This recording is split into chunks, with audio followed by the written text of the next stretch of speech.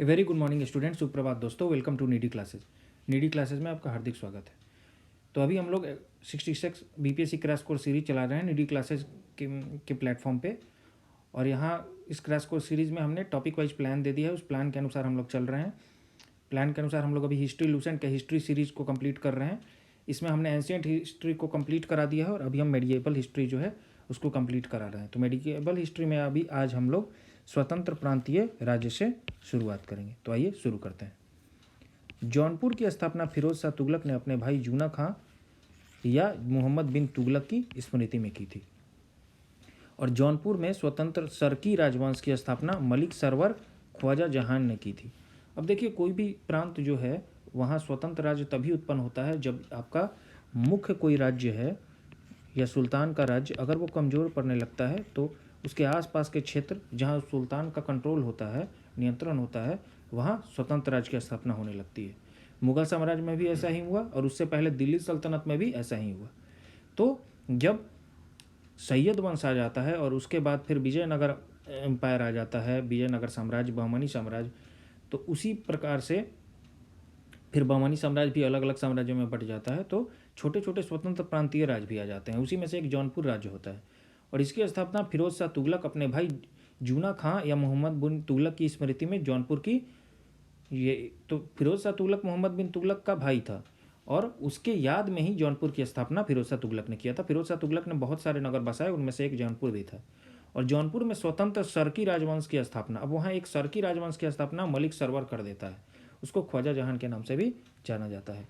ख्वाजा जहान को मलिक उस सर्क पूर्व का स्वामी की उपाधि 1394 ईस्वी में फिरोज शाह तुगलक के पुत्र सुल्तान महमूद ने दी थी। तो अब मलिक सर्क या पूर्व का स्वामी की उपाधि दे देता है सुल्तान लोग अपने छोटे छोटे जो भी सरदार होते थे या नवाब होते थे उनको जो है उपाधि देते रहते थे उनको खुश करने के लिए। तो इसी प्रकार से फिरोज शाह तुगलक का पुत्र जो सुल्तान महमूद होता है वो पूर्व का स्वामी या मलिक उस सर्क कहता है। किसको? ख्वाजा जहान, जो कि मलिक सरवर था उसको। जौनपुर के अन्य प्रमुख शासक कौन कौन थे आइए देखते हैं। तो मुबारक शाह 1399 से 1402 ईस्वी, शमसुद्दीन इब्राहिम शाह 1402 से 1436 ईस्वी, महमूद शाह 1436 से 1451 और अंतिम शासक हुसैन शाह 1458 से 1500। तो वही टाइमलाइन बनाइए, उस पर हर राजा का नाम लिखिए और फिर ईस्वी लिखिए, उसको बार बार देखिए, रिलेट कीजिए। जैसे मुबारक शाह 1303 साल तक, ये सबसे ज़्यादा 34 साल तक, ये 36 से लेके ये 25 वर्षों तक इनका शासन रहा, 15 वर्षों तक, और 58 से 1500 इनका 42 वर्षों तक रहा। तो आप लोग देख सकते हैं कि सबसे ज़्यादा अंतिम शासक हुसैन शाह, उसके बाद शमसुद्दीन इब्राहिम शाह का, उसके बाद महमूद शाह का 15 वर्षों तक और मुबारक शाह का। तो ऐसे आप लोग टाइमलाइन पे बना के उसको देखिए, सबसे ज़्यादा किनका रहा, सबसे कम किनका रहा, इससे आप लोग को याद करने में काफ़ी सुविधा होगा। आइए आगे देखते हैं। लगभग 75 वर्ष तक स्वतंत्र रहने के बाद जौनपुर पर बहलोल लोदी ने कब्जा कर लिया। ठीक है। सरकी शासन के अंतर्गत विशेषकर इब्राहिम शाह के समय में जौनपुर में साहित्य एवं स्थापत्य कला के क्षेत्र में हुए विकास के कारण जौनपुर को भारत के सिराज के नाम से भी जाना गया। इंपॉर्टेंट हो जाता है एग्जाम के पॉइंट ऑफ व्यू से। अटाला देवी की मस्जिद का निर्माण, देखिए देवी भी नाम है और मस्जिद भी है, तो अटाला देवी की मस्जिद का निर्माण 1408 ईस्वी में सरकी सुल्तान इब्राहिम शाह द्वारा किया गया था, इसलिए इंपॉर्टेंट है। अटाला देवी मस्जिद का निर्माण कन्नौज के राजा विजय चंद्र द्वारा निर्मित अटाला देवी के मंदिर को तोड़कर किया गया। देखिए, इसीलिए इसका नाम अटाला देवी, क्योंकि ये कभी मंदिर हुआ करता था। जामा मस्जिद का निर्माण 1470 ईस्वी में हुसैन शाह सरकी के द्वारा किया गया था। सरकी राजवंश के ही अलग अलग शासक हैं, इब्राहिम शाह, हुसैन शाह सरकी। पीर बोधन नामक सूफी संत इस काल का एक महान संगीतकार था। झंझरी मस्जिद, जो कि 1430 ईस्वी में इब्राहिम सरकी के द्वारा, एवं लाल दरवाजा मस्जिद का निर्माण मोहम्मद शाह के द्वारा 1450 ईस्वी में किया। प्रश्न पूछ सकता है झंझरी मस्जिद का निर्माण किसने कराया? इब्राहिम सरकी ने कराया 1430 ईस्वी में, और लाल दरवाजा मस्जिद का निर्माण मोहम्मद शाह ने कराया 1450 ईस्वी में। अब कश्मीर में हम लोग आ जाते हैं। तो सुहादेव जो थे एक हिंदू थे और इन्होंने 1301 ईस्वी में कश्मीर में हिंदू राज्य की स्थापना की थी। कब? 1301 में। 1339 से 40 ईस्वी में कश्मीर में शाह मीर के द्वारा प्रथम मुस्लिम वंश की स्थापना की गई। कब? 1339 से 40 में। और कश्मीर का प्रथम मुस्लिम शासक कौन था? शाह मीर ही था, और जो शमसुद्दीन शाह मीर के नाम से गद्दी पर बैठा, और इसने अपनी राजधानी को इंद्रकोट में स्थापित किया। अलाउद्दीन ने राजधानी इंद्रकोट से हटाकर अलाउद्दीनपुर, जिसको श्रीनगर कहते हैं आज, में स्थापित किया। हिंदू मंदिरों में मूर्तियों को तोड़ने के कारण सुल्तान सिकंदर शाह को बुत सिकन कहा गया। अब जो सिकंदर शाह है देखेंगे, जैसे सिकंदर लोदी भी मूर्तियों को तोड़ता था, वैसे ही जो सिकंदर शाह था आप देखेंगे, ये शाह जो कि अहमद ये बहमानी साम्राज्य के अंतर्गत आता है, तो वो भी मूर्तियों को तोड़ता था और उस कारण से उसको बुत सिकन कहा गया है, बुतों को तोड़ने वाला। 1420 ईस्वी में जैन उल आबिदीन सिंहासन पर बैठा और इसकी धार्मिक सहिष्णुता के कारण इसे कश्मीर का अकबर कहा जाता है। प्रश्न बार बार पूछता है कि कश्मीर का अकबर किसे कहा जाता है, उत्तर होता है जैन उल आबिदीन। और यह असहिष्णु था, धार्मिक सहिष्णुता उसमें कूट कूट कर भरी हुई थी। अब देखें कैसे इसने जजिया हटा दिया, जो गोवध को निषिद्ध कर दिया और सती प्रथा पर से प्रतिबंध हटा दिया। जैनुल आबदीन के प्रशासन में अनेक हिंदुओं को ऊंचे पद प्राप्त थे। श्रीय भट्ट उसका न्याय मंत्री था और दरबारी चिकित्सक भी था। बुल्लर झील जो का स्थित जैना लंका इसके काल की अभियांत्रिकी उन्नति का उत्कृष्ट नमूना है। इंजीनियरिंग देखिए काफ़ी उसके समय में डेवलप थी, और बुल्लर झील के पास जो जैना लंका है वो इसकी अभियांत्रिकी उन्नति का उत्कृष्ट नमूना है। अब जैनुल आबदीन जो है वो फारसी, संस्कृत, कश्मीरी, तिब्बती आदि भाषाओं का ज्ञाता था और इसने महाभारत एवं राजतरंगिणी को फारसी में अनुवाद करवाया। अब हम लोग बंगाल देखेंगे, स्वतंत्र राज्यों में बंगाल को देखेंगे।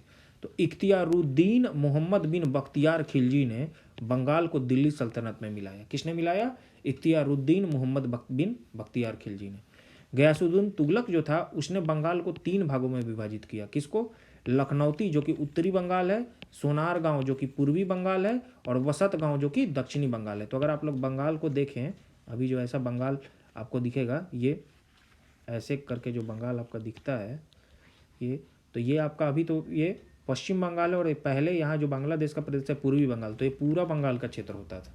तो ये बंगाल का जो क्षेत्र है इसमें गयासुद्दीन तुगलक जो है उसको 3 भागों में बांटता है। उत्तरी बंगाल जिसको सोनारगांव के लखनौती कहते हैं, सोनारगांव जो कि पूर्वी बंगाल है, और वसत गांव जो कि दक्षिणी बंगाल है। 1345 ईस्वी में हाजी इलियास बंगाल के विभाजन को समाप्त कर शमसुद्दीन इलियास शाह के नाम से बंगाल का शासक बन गया। अब पांडुआ में अदीना मस्जिद का निर्माण 1364 ईस्वी में सुल्तान सिकंदर शाह ने करवाया। किसने? सिकंदर शाह ने। तो सिकंदर शाह मूर्ति पूजक, मूर्ति विध्वंसक है और बहुत सारे मंदिरों का निर्माण भी करा रहा है। इस्लाम का कट्टर प्रवर्तक है वो। बंगाल का शासक जो है गयासुद्दीन आजम शाह 1389 से 1409 ईस्वी अपनी न्यायप्रियता के लिए प्रसिद्ध था। तो बंगाल का एक शासक है गयासुद्दीन आजम शाह। उसका टाइम पीरियड क्या है? 1389 AD से लेके 1409 AD। तो ये अपने न्यायप्रियता के लिए प्रसिद्ध था। अलाउद्दीन हुसैन शाह 1493 से 1518 ईस्वी ने राजधानी को पांडुआ से गौड़ स्थानांतरित कर दिया। तो पांडुआ में किसने किया अदीना मस्जिद का निर्माण? सुल्तान सिकंदर शाह ने। और पांडुआ से राजधानी को गौड़ स्थापित कौन कर देता है, स्थानांतरित कौन करता है? अलाउद्दीन हुसैन शाह करता है। महाप्रभु चैतन्य जो हैं वो अलाउद्दीन के ही समकालीन थे, और अलाउद्दीन ने सत्यपीर नामक आंदोलन की शुरुआत की। वेरी वेरी इंपॉर्टेंट है ये, बहुत पूछता है कि सत्यपीर नामक आंदोलन जो है किसके समय हुआ? तो अलाउद्दीन के समय में हुआ। मालाधार बसु ने अलाउद्दीन के शासनकाल में ही श्री कृष्ण विजय की रचना कर गुणराज खान की उपाधि धारण की। तो गुणराज खान की उपाधि किसको दिया जाता है? मालाधार बसु को। और ये किसके शासनकाल में करता है श्री कृष्ण विजय की रचना? तो अलाउद्दीन के शासनकाल में। और इनके बेटे को सत्यराज खान की उपाधि दी जाती है। किसके? मालाधार बसु के बेटे को। नासिरुद्दीन नुसरत शाह ने गौड़ में बड़ा सोना एवं कदम रसूल मस्जिद का निर्माण कराया। ठीक है, किसने? नासिरुद्दीन नुसरत शाह ने। कहाँ? गौड़ में। अब राजधानी गौड़ हो जाती है और वहाँ बड़ा सोना एवं कदम रसूल मस्जिद का निर्माण कराया जाता है। किसके द्वारा? नासिरुद्दीन नुसरत शाह के द्वारा। अब हम लोग देखेंगे मालवा को। तो दिलावर खान ने 1401 ईस्वी में मालवा को स्वतंत्र घोषित कर दिया। दिलावर का पुत्र जो था अलप खां हुसंग शाह की उपाधि धारण करता है। किसकी? अलप खां हुसंग खां की उपाधि धारण कर 1405 ईस्वी में मालवा का शासक बन जाता है, और इसने अपनी राजधानी को धारा से मांडू स्थानांतरित किया। मालवा में खिलजी वंश की स्थापना महमूद शाह ने की थी, और गुजरात के शासक बहादुर शाह ने महमूद शाह द्वितीय को युद्ध में परास्त किया था और उसकी हत्या भी कर दी थी। किसने? गुजरात के एक शासक थे बहादुर शाह, तो वो महमूद शाह द्वितीय को युद्ध में हरा देते हैं, हत्या कर देते हैं और मालवा को गुजरात में मिला लेते हैं। तो मालवा गुजरात के पास का प्रदेश था, और यह गुजरात के जो लोग थे वो समृद्ध काफ़ी होते थे। कारण ये था कि उनका विदेशों से व्यापार रहता था। गुजरात जो है वहाँ बंदरगाह है, क्योंकि समुद्र की स्थिति निकट होने के कारण गुजरात जो है आर्थिक संपन्नता थी। यही कारण था कि गुजरात के जो शासक बहादुर शाह थे वो महमूद शाह द्वितीय को युद्ध में परास्त कर देते हैं, उनकी हत्या कर देते हैं और मालवा को भी गुजरात में मिला लेते हैं। मांडू के किले हिंडोला भवन या दरबार हॉल का निर्माण हुसंग शाह ने करवाया था। किसने करवाया था? पूछता है प्रश्न कि मांडू का किला कहाँ है, मालवा में है, हुसंग शाह ने इसका निर्माण करवाया। हिंडोला भवन या दरबार हॉल का भी निर्माण कराया। इस किले में सर्वाधिक महत्वपूर्ण क्या है? तो दिल्ली दरवाजा। पूछ देगा दिल्ली दरवाजा कहाँ है, तो ये मांडू के किले में है। ठीक है। बाज बहादुर एवं रूपमती का महल निर्माण सुल्तान नासिरुद्दीन शाह द्वारा कराया गया। जहाज महल का निर्माण गयासुद्दीन खिलजी ने मांडू में करवाया था। और कुस्कम हल जो है कुस्क महल, उसको महमूद खिलजी ने फतेहाबाद नामक स्थान पर बनवाया था। तो यहाँ बहुत छोटे छोटे पॉइंट्स है, ये उतने इंपॉर्टेंट नहीं है, बस आपको जान लेना है कि हाँ मांडू कहाँ है और वहाँ कौन कौन शासक हुए, ऊपर ऊपर से ही देख लेना है आपको, इससे ज़्यादा डिटेल में पढ़ना नहीं। अब हम लोग गुजरात के बारे में देखेंगे। तो गुजरात के शासक राजा कर्ण को पराजित कर अलाउद्दीन ने 1297 ईस्वी में इसे दिल्ली सल्तनत में मिला लिया था। कहाँ मिलाया था? दिल्ली सल्तनत में। किसने मिलाया था? अलाउद्दीन ने। तो राजा कर्ण थे गुजरात के शासक और उनको पराजित कर दिया था अलाउद्दीन ने। 1391 ईस्वी में 1391 एडी में मोहम्मद शाह तुगलक जो है वो द्वारा नियुक्त गुजरात का सूबेदार कौन होता है? जफर खां होता है। और उसने सुल्तान मुजफ्फर शाह की उपाधि ग्रहण कर लेता है वो। ठीक है। और वो 1407 ईस्वी में फिर गुजरात का स्वतंत्र सुल्तान बन जाता है। और गुजरात के प्रमुख शासक कौन कौन है? फिर देखिए ये मुजफ्फर शाह बन जाता है। ज़्यादातर लोग शाह की उपाधि धारण करते हैं, शाह का मतलब सुल्तान होता है। तो आप ज़्यादातर देखेंगे जो भी शासक हैं, जो भी स्वतंत्र होते हैं, वो शाह के रूप में मिलेंगे, क्योंकि ये लोग अपने आप को शाह कहते थे। जैसे अहमद शाह 1411 से 52 ईस्वी में, महमूद शाह बेगड़ा 1458 से 1511 ईस्वी में, और बहादुर शाह 1526 से 1537 ईस्वी। अहमद शाह ने असावल के निकट साबरमती नदी के किनारे अहमदाबाद नामक नगर बसाया। किसने? अहमद शाह ने। साबरमती नदी के किनारे अहमदाबाद असावल के निकट है, और पाटन से राजधानी हटाकर अहमदाबाद को राजधानी बना दिया था अहमद शाह ने। गुजरात का सबसे प्रसिद्ध शासक कौन है? महमूद बेगड़ा था। महमूद बेगड़ा ने क्या किया? गिरनार के निकट जो मुस्तफाबाद नामक नगर है और चंपानेर के निकट जो मुहम्मदाबाद नगर है उसकी को बसाया ही था।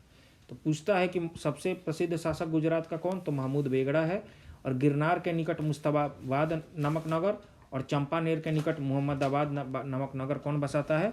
तो आपका ये महमूद बेगड़ा ही बसाता है। अब हम लोग मेवाड़ को देखेंगे। अलाउद्दीन खिलजी ने 1303 ईस्वी में मेवाड़ के गुहिलौत राजवंश के रत्न सिंह को पराजित कर मेवाड़ को दिल्ली सल्तनत में मिला लिया था। किसने मिलाया? अलाउद्दीन खिलजी ने। गुजरात को भी मिला लिया था। वैसे ही अलाउद्दीन खिलजी जो है, क्योंकि अलाउद्दीन खिलजी जो है उसका अगर साम्राज्य देखेंगे तो उसका साम्राज्य काफ़ी बढ़ गया था, उसने अपने साम्राज्य को काफ़ी बढ़ा लिया था। तो उसने गुजरात को भी जीता, फिर मेवाड़ को भी जीता, और वहाँ मेवाड़ के गुहिलौत राजवंश था, उसके रत्न सिंह राजा थे, उसको पराजित करता है और मेवाड़ को दिल्ली सल्तनत में मिला लेता है। गुहिलौत वंश की एक शाखा सिसोदिया वंश के हमीर देव ने मोहम्मद तुगलक को हराकर पूरे मेवाड़ को स्वतंत्र करा लिया। अब खिलजी वंश के बाद तुगलक वंश आता है। तो तुगलक वंश मोहम्मद तुगलक को हराकर जो हमीर देव होते हैं, जो कि एक यही जो आपका गुहिलौत वंश के एक शाखा है सिसोदिया वंश, जो राजपूत थे, तो उसी के हमीर देव नाम के एक राजा होते हैं और वो तुगलक को हराते हैं और मेवाड़ को स्वतंत्र करा लेते हैं। फिर राणा कुंभा ने 1448 ईस्वी में चित्तौड़ में एक विजय स्तंभ की स्थापना की। पूछता है कि चित्तौड़ में, तो चित्तौड़ में राणा कुंभा, राणा सांगा, महाराणा प्रताप ये लोग राजा हैं। तो राणा कुंभा जो है वो 1448 ईस्वी में चित्तौड़ में विजय स्तंभ बनवाते हैं।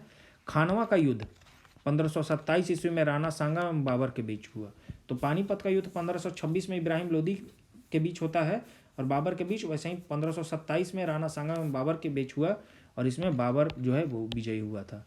फिर 1576 ईस्वी में हल्दी घाटी का युद्ध होता है राणा प्रताप एवं अकबर के बीच। अकबर की तरफ से मानसिंह लड़ते हैं जो एक राजपूत ही होते हैं और इसमें अकबर जो है वो विजयी होता है। अब मेवाड़ की राजधानी जो है वो कहाँ थी? चित्तौड़गढ़ थी और जहांगीर ने मेवाड़ को मुगल साम्राज्य में मिला लिया था। अब इसके बाद हम लोग क्या देखेंगे? खानदेश। तुगलक वंश के पतन के समय फिरोज शाह तुगलक के सूबेदार मलिक अहमद राजा फारूकी ने नर्मदा एवं ताप्ती नदियों के बीच जो 1382 ईस्वी में खानदेश की स्थापना की। तो अगर आप लोग देखेंगे मध्य प्रदेश के पास में जो नर्मदा एवं ताप्ती नदियाँ हैं, मध्य प्रदेश के ठीक नीचे जो कि ताप्ती नदी आपकी गुजरात में के पास आती है, तो उसके बीच में खानदेश की स्थापना की जाती है। किसके द्वारा? मलिक अहमद राजा फारूकी के द्वारा। ये कौन होते हैं? ये फिरोज शाह जो तुगलक हैं उनके सूबेदार होते हैं। और 1382 में खानदेश की स्थापना की जाती है। खानदेश की राजधानी क्या है? बुरहानपुर थी और इसका सैनिक मुख्यालय असीरगढ़ था। 1601 में अकबर ने खानदेश को मुगल साम्राज्य में मिला लिया।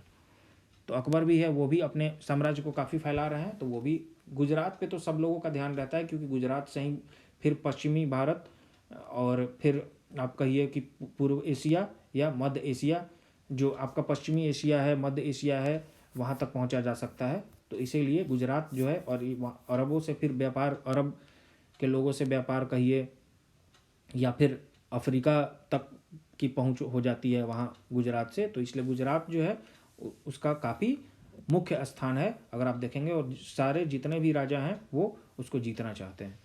अब हम लोग इसके बाद जो सबसे इम्पॉर्टेंट एक टॉपिक आ जाता है मध्यकालीन इतिहास में, वो है सूफी आंदोलन। और इससे हमेशा किसी न किसी एग्जाम में, हर पीसीएस एग्जाम में 2-3 प्रश्न तो होती हैं।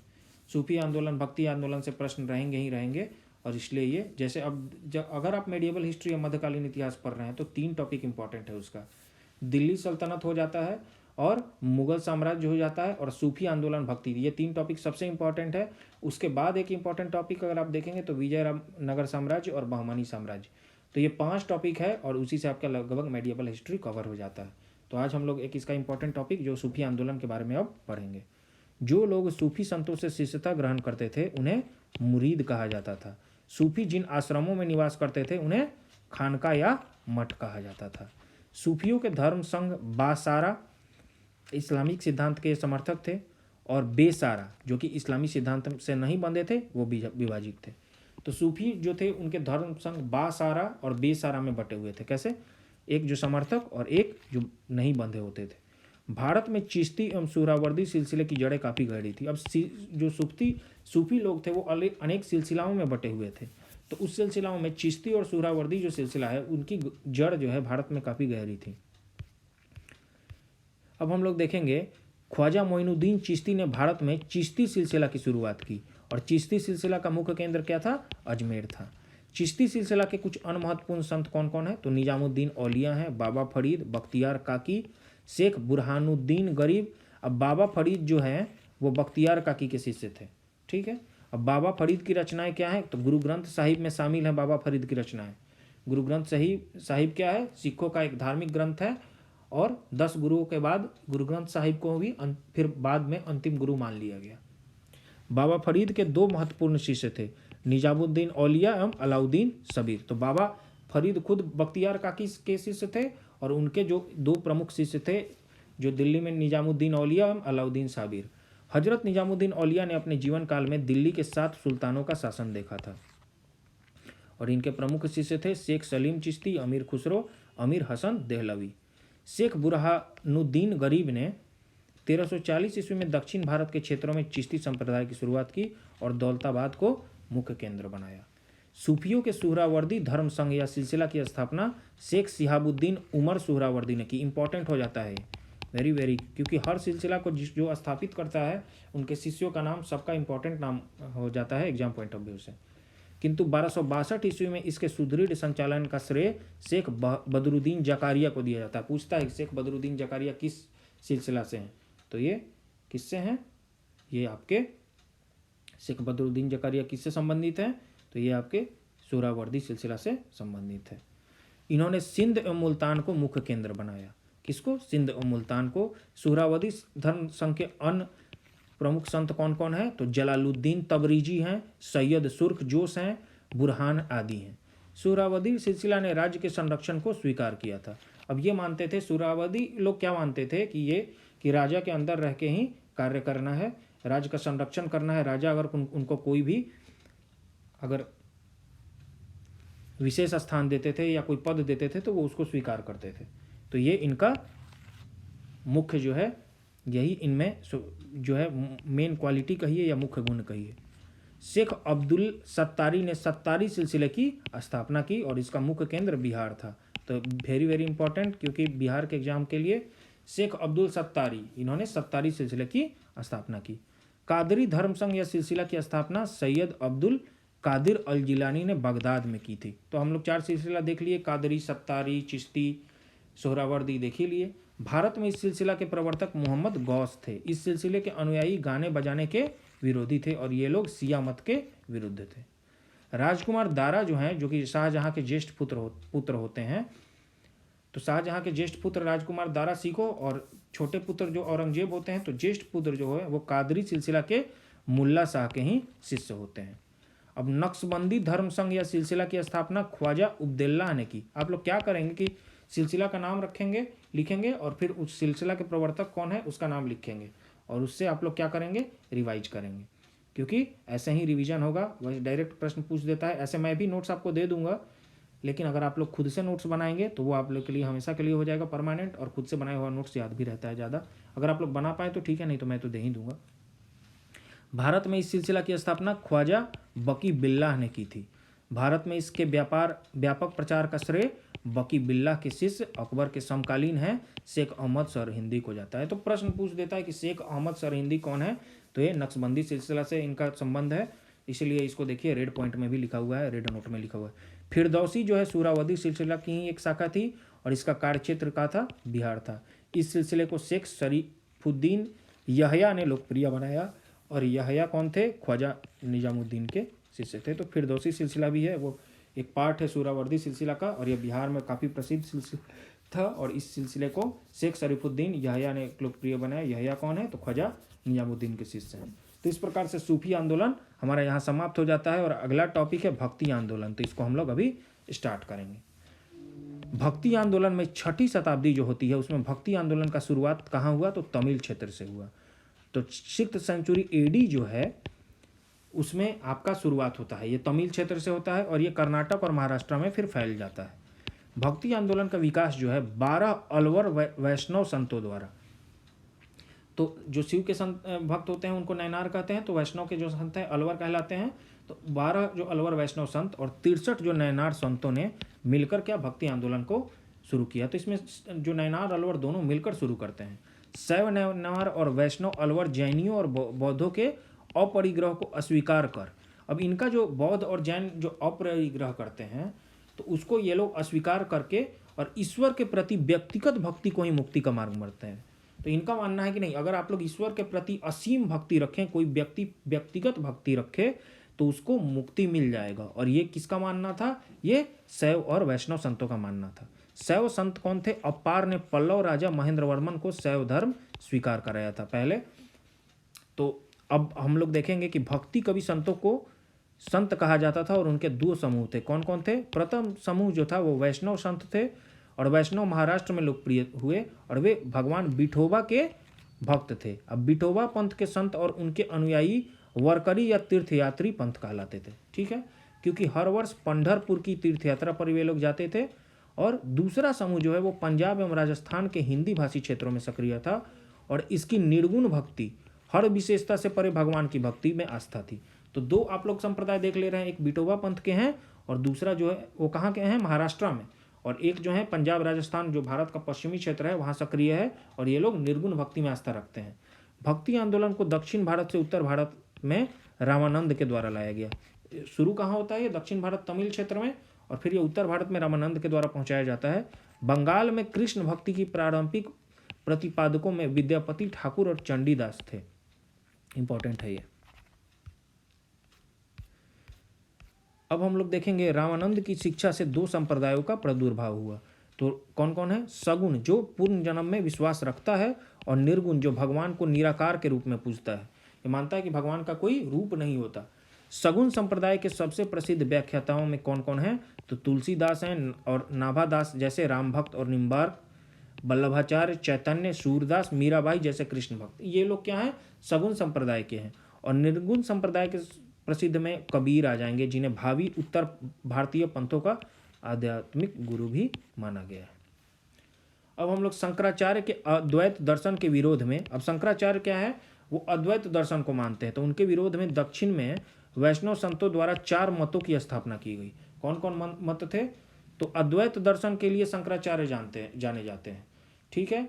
और वैसे ही तो उनके विरोध में दक्षिण में वैष्णव जो संत हैं वो 4 मत की स्थापना करते हैं। श्री संप्रदाय रामानुजाचार्य द्वारा, ब्रह्म संप्रदाय माधवाचार्य द्वारा, रुद्र संप्रदाय विष्णु स्वामी, और सनकादि संप्रदाय निम्बकाचार्य द्वारा।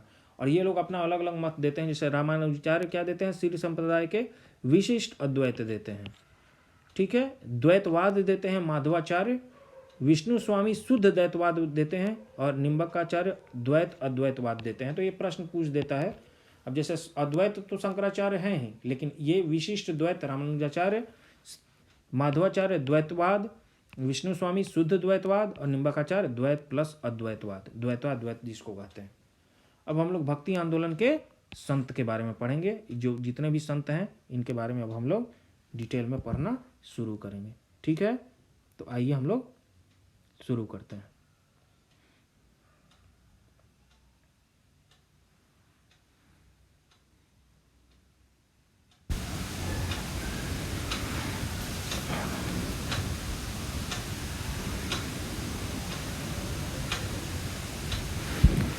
रामानुजाचार्य जो है वो 11वीं शताब्दी, इन्होंने राम को अपना आराध्य माना। किसको माना?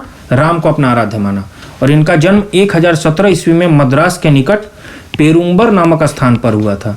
1137 में ईस्वी में इनकी मृत्यु हो गई और रामानुजा ने वेदांत में प्रशिक्षण अपने गुरु कांचीपुरम के यादव प्रकाश से प्राप्त किया था। तो इनके बारे में सब जितने भी भक्ति आंदोलन के संत हैं उनके बारे में ब्रीफ छोटा छोटा दिया हुआ है।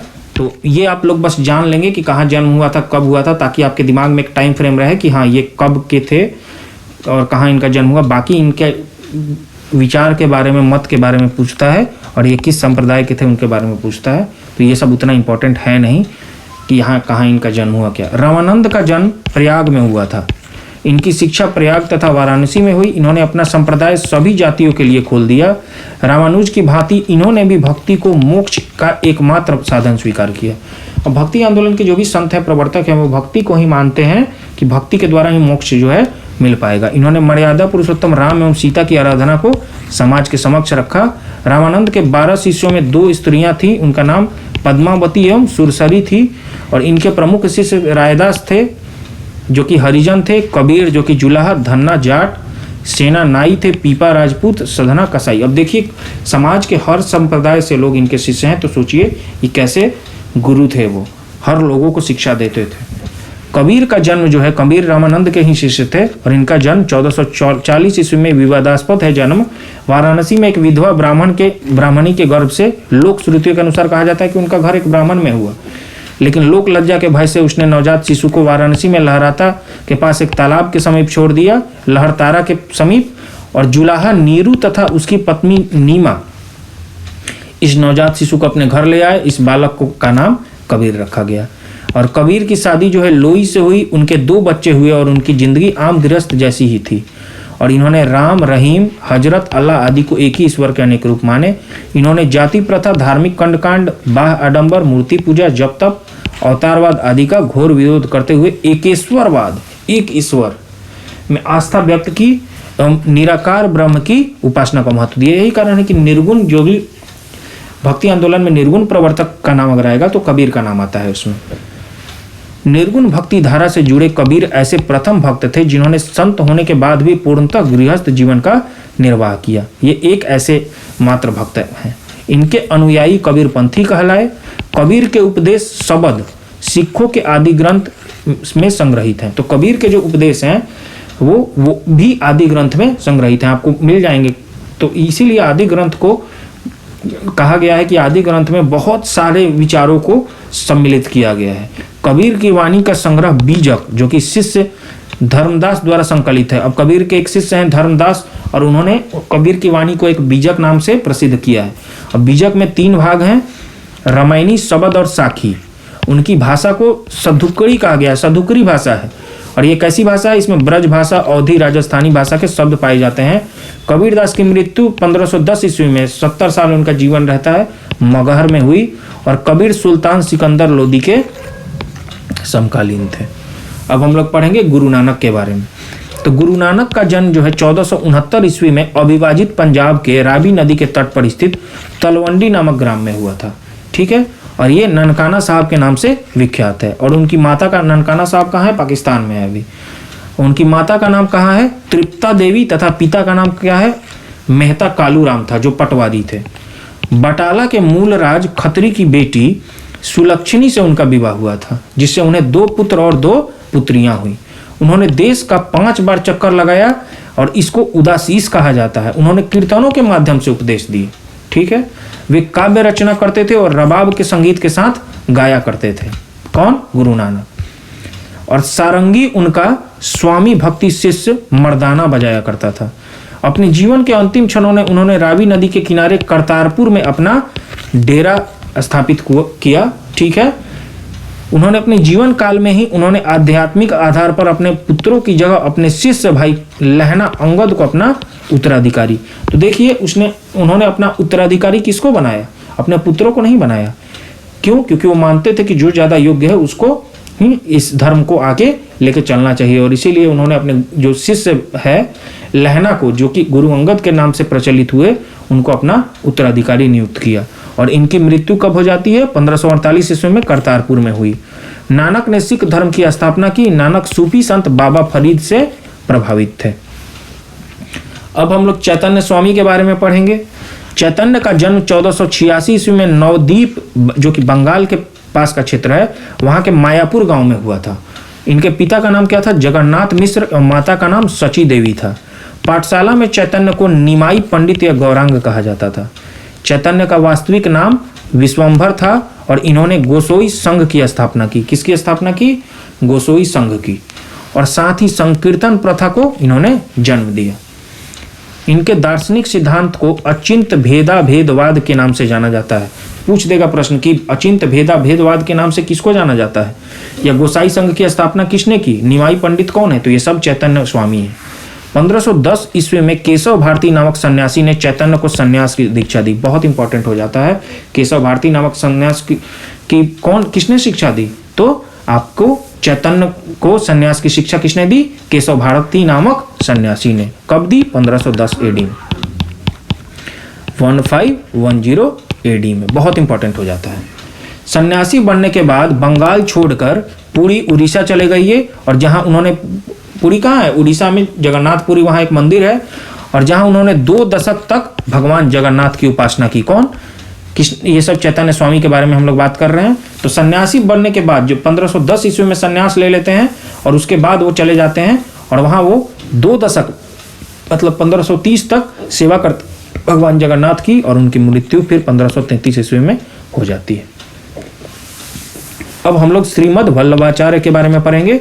श्रीमद वल्लभाचार्य का जन्म 1479 ईस्वी, जिसको 1479 एडी में चंपारण वाराणसी में हुआ था, और इनके पिता का नाम लक्ष्मण भट्ट तथा माता का नाम यल्लम गरु था।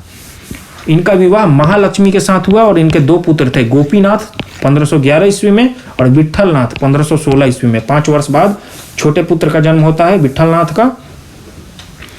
इन्होंने गंगा यमुना संगम के समीप अरैल नामक स्थान पर अपना निवास स्थान बनाया।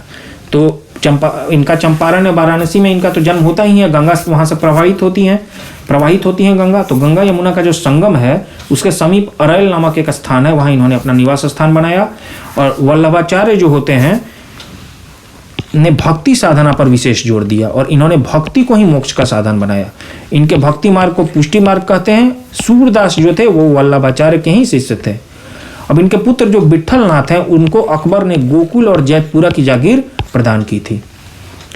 अब हम लोग पढ़ेंगे गोस्वामी तुलसीदास के बारे में। तो इनका जन्म उत्तर प्रदेश के बांदा जिले में हुआ था। कहाँ? बांदा जिले में। और किस गांव में? राजापुर गांव में 1532 ईस्वी में हुआ था। इन्होंने रामचरितमानस की रचना की और इनकी मृत्यु 1623 ईस्वी में हुई। ठीक है, तो काफी ज्यादा दिन तक इनका लाइफ स्पैन है, 90 साल तक लगभग। तुलसीदास मुगल शासक अकबर एवं मेवाड़ के शासक महाराणा प्रताप के समकालीन थे। अब हम लोग धन्ना के बारे में पढ़ेंगे। तो धन्ना का जन्म 1415 ईस्वी में एक जाट परिवार में हुआ था। कहाँ हुआ था? एक जाट परिवार में। राजपूताना से बनारस आकर ये रामानंद के शिष्य बन गए। किसके? रामानंद के ये शिष्य बन गए। और कहा जाता है कि इन्होंने भगवान की मूर्ति को हठात भोजन कराया था, जबरदस्ती ये इन्होंने भोजन कराया था, हठ पूर्वक। मीराबाई, तो मीराबाई का जन्म 1498 ईस्वी में मेड़ता जिले के चौकारी ग्राम में हुआ था। कहाँ हुआ था? मेड़ता जिले के चौकारी गांव में मीराबाई का जन्म होता है। इनके पिता का नाम रतन सिंह राठौर था और इनका विवाह 1516 ईस्वी में राणा सांगा के बड़े पुत्र और युवराज भोजराज से होता है। राणा सांगा कौन होते हैं? तो राणा सांगा इनके ससुर होते हैं और इनके बड़े पुत्र राणा सांगा के और युवराज भोजराज के साथ मीराबाई का विवाह होता है। अपने पति के मृत्यु के उपरांत यह पूर्णतः धर्मपरायण जीवन व्यतीत करने लगी और इन्होंने कृष्ण की उपासना प्रेमी एवं पति के रूप में की। इनके भक्ति गीत मुख्यतः ब्रज भाषा और आंशिक रूप से राजस्थानी में लिखे गए हैं तथा इनकी कुछ कविताएं राजस्थानी में भी हैं और इनकी मृत्यु 1546 में द्वारिका में हो गई। अब हम लोग रायदास के बारे में पढ़ेंगे। तो ये जाति से चमार थे और बनारस के रहने वाले थे। ये रामानंद के 12 शिष्यों में से एक थे। इनके पिता का नाम रघु तथा माता का नाम घुरबिनिया था। ये जूता बनाकर जीविकोपार्जन करते थे और इन्होंने रायदासी संप्रदाय की स्थापना की। अब हम लोग दादू दयाल के बारे में पढ़ेंगे। तो देखिए भक्ति संत क्या हमें सिखाते हैं। भक्ति संत जो है अलग अलग संप्रदाय से हैं, कोई किसी जाति का है, कोई किसी जाति का है। जो शिक्षक हैं वो भी अलग जाति के हैं, लेकिन सब किस बात की शिक्षा देते हैं कि ईश्वर एक है और हम जो आपस में इतने बटे हुए हैं वो ईश्वर ने नहीं हमको बांटा है, हमने खुद अपने आप को बांट लिया है अलग अलग जातियों अलग अलग संप्रदायों में। और इसलिए ये सब हमें एक ईश्वर एक आस्था के बारे में सिखाते हैं। दादू दयाल जो है ये कबीर के अनुयायी थे और इनका जन्म 1544 ईस्वी में अहमदाबाद में हुआ था। इनका संबंध धुनिया जाति से था। सांभर में आकर इन्होंने ब्रह्म संप्रदाय की स्थापना की। अकबर में धार्मिक चर्चा के लिए इन्हें एक बार फतेहपुर सीकरी बुलाया था और इन्होंने नीपक नामक आंदोलन की शुरुआत की। इनकी मृत्यु 1603 ईस्वी में हो गई। सुंदर दास जो थे 1596 से 1689 ईस्वी में ये दादू दयाल के शिष्य थे। तो देख रहे हैं कि कोई भी शिष्य गुरु शिष्य पद्धति चलते आ रही है। कबीर के जो शिष्य हैं दादू दयाल हैं, कबीर भी किसी के शिष्य हैं, रामानंद के शिष्य हैं, या उसके बाद दादू के भी शिष्य हो जाते हैं सुंदरदास। तो ऐसे गुरु शिष्य परंपरा आगे बढ़ती जाती है। शंकर देव फिर आ जाते हैं 1449 से 1449 एडी से 1569 एडी में। इन्होंने भक्ति आंदोलन का प्रचार प्रसार असम में किया और ये चैतन्य महाप्रभु जो हैं उनके ये समकालीन थे, कंटेम्पररी थे। तो इस प्रकार से हमने क्या किया, हमने भक्ति आंदोलन और भक्ति जो युग था उसको भी यहां कंप्लीट कर लिया। अगला टॉपिक जो हमारा शुरू हो जाएगा जो कि सबसे इंपॉर्टेंट है, मुगल साम्राज्य, उससे शुरू होगा। और अगर मध्यकालीन इतिहास कोई पढ़ता है तो वो मुगल साम्राज्य पढ़ेगा ही पढ़ेगा, उससे सबसे ज़्यादा प्रश्न आते हैं। और मुगल साम्राज्य जो है वो जो हमारा अभी का भारत है उसके प्रभुत्व में, भारत के जो बाउंड्री है उसमें उसका बहुत योगदान भी माना जाएगा। और मुगल्स जो थे वो एक नींव बनाते हैं यहाँ दिल्ली सल्तनत से। तो जो मध्यकालीन इतिहास है उसमें मुगल्स का एक विशेष स्थान है। तो मुगल के बारे में हम लोग अगले जो पार्ट आएगा हमारा उस पार्ट में करेंगे। और यहाँ हमारा लूसेंट सीरीज जो है वो अभी मेडिएवल का चल रहा है, तो उससे पहले एंशिएंट का अपलोड हो चुका है। आप लोग एक एक वीडियो को देखिए, एक एक वीडियो अगर आपको पसंद आता है लाइक कीजिए, कमेंट कीजिए, दोस्तों के साथ शेयर कीजिए। नीडी क्लासेज चैनल को आप लोग सब्सक्राइब कर लीजिए। अगले वीडियो में मुगल साम्राज्य से हम लोग आपसे फिर मिलेंगे, तब तक के लिए